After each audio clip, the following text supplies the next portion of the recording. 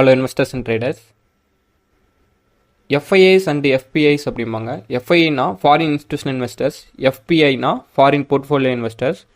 So இவங்க institutional investors வந்து எந்த செக்டாரில் வந்து ஃபோக்கஸ் பண்ணி பையிங் அண்ட் செல்லிங் பண்ணியிருக்காங்க அப்படிங்கிறத தெரிஞ்சுக்கிட்டோம்னா நம்மளோட ட்ரேடிங் அண்ட் இன்வெஸ்ட்மெண்ட்டுக்கு ஸோ அந்த பர்டிகுலர் செக்டாரில் யார் வந்து நல்லா ஆக்டிவாக இருக்குது, எந்த கம்பெனி வந்து நல்லா ஆக்டிவாக இருக்காங்களோ ஸோ அதில் நம்ம இன்வெஸ்ட்மெண்ட் ட்ரேடிங் வந்து பண்ணலாம். ஸோ அதை பேஸ் பண்ணுற அளவுக்கு என்எஸ்டிஎல் வந்து டேட்டா வந்து பப்ளிஷ் பண்ணியிருக்காங்க. ஸோ திஸ் டேட்டா வந்து ஜூலை மந்த்துக்கான டேட்டா. எஃபிஐ வந்து ஃபர்தராக எந்தெந்த செக்டாரில் வந்து செல் பண்ணியிருக்காங்க அப்படின்னா ஒரு 3000 crore வந்து மெட்டல் அண்ட் மைனிங் செக்டாரில் வந்து செல் பண்ணியிருக்காங்க. ஒரு 2635 crore வந்து ஆயில் அண்டு கேஸில் வந்து செல் பண்ணியிருக்காங்க. 2498 crore வந்து பவர் செக்டாரில் வந்து செல் பண்ணியிருக்காங்க.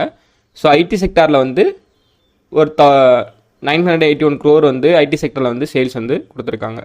ஸோ இந்த என்எஸ்டிஎலை பற்றி ஃபர்தரான இன்ஃபர்மேஷன் உங்களுக்கு வேணும்னா கீழே